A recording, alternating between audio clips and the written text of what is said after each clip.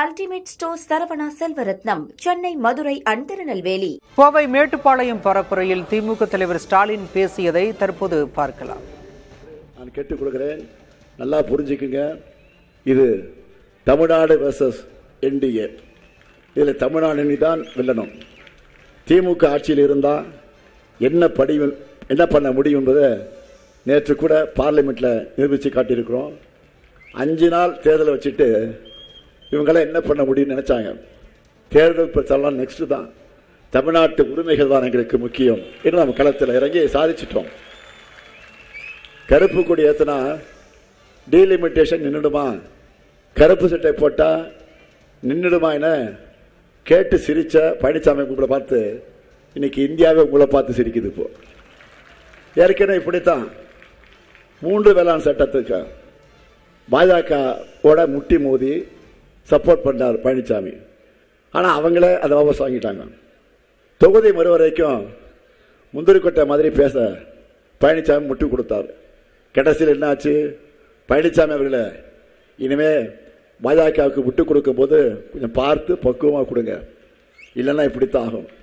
பாஜகவை நம்பினா உங்களுக்கு இந்த கதி தான். இந்திய அளவில் திமுக ஹீரோ ஆயிடுச்சு. இப்போ ஆட்டோ ஓட்டுற மாணிக்க மாதிரி நாம் அமைதியாக தேர்தல் வேலையை பார்த்துட்டு இருந்தோம்.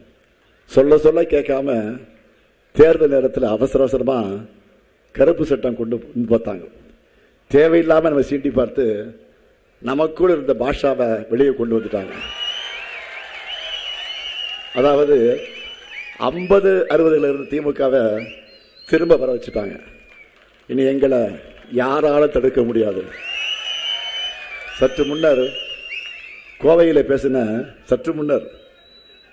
பேசின பிரதமர் மோடி அவர்கள் மகளிர் இடஒதுக்கீட்ட திமுக தடுத்துருச்சு என்று பேசியிருக்கிறார். அவரே அதுக்கு முன்ன மகளிர் இடஒதுக்கீட்டு சட்டத்தை 2023ஆம் ஆண்டு நிறைவேற்றிட்டோம் என்று சொல்லியிருக்கிறார். அப்படின்னா நேற்று அவங்க நிறைவேற்ற நினைச்ச சட்டத்துக்கும் மகளிர் இடஒதுக்கீட்டுக்கு என்ன சம்பந்தம்? எந்த சம்பந்தம் இல்லையே. ஏன்னா அவர் வாயாலே ஒத்துக்கிட்டார். இப்போ இதுக்கு மேலே நம்ம எந்த விளக்கத்தையும் கொடுக்க தேவையில்லாத அளவுக்கு அவருடைய பேச்சு அமைஞ்சிருக்கு. நன்றாக பிரச்சாரம் பண்ணுற பிரதமருக்கு என்னுடைய நன்றிகள். நமக்காக பிரச்சாரம் பண்ணுற பிரதமருக்கு என்னுடைய கோடான கோடி நன்றிகள். அது மட்டும் இல்லை, டபுள் இன்ஜின் அரசு இருந்தால் தான் தமிழ்நாட்டில் வேலையெல்லாம் வேகமாக நடக்கும் என்று சொல்லியிருக்கிறார். நாம் கேட்கிறது, பழனிசாமி அப்படி கூட்டணி இருந்தப்போ என்ன வேலை வேகமாக நடந்துச்சு? டபுள் இன்ஜின் எவ்வளோ வேகமாக வேலை செய்யும் என்பதற்கு மதுரை எய்ம்ஸை விட வேறு எடுத்துக்காட்டு வேணுமா?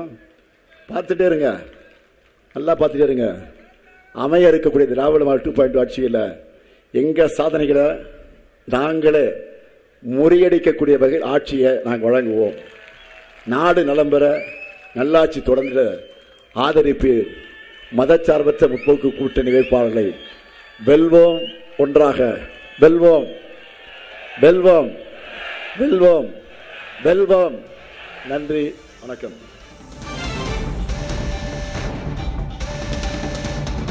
இந்திய அளவில் திமுக ஹீரோவாக ஆகிவிட்டதாக திமுக தலைவர் மு.க. ஸ்டாலின் கோவை மேட்டுப்பாளையத்தில் நடைபெற்ற பரப்புரையில் பேசியிருக்கிறார். விவரங்களை பின்னர் வரும் செய்தி தொகுப்பில் பார்க்கலாம். Ultimate stores Saravana Selvarathnam, Chennai, Madurai and Tirunelveli.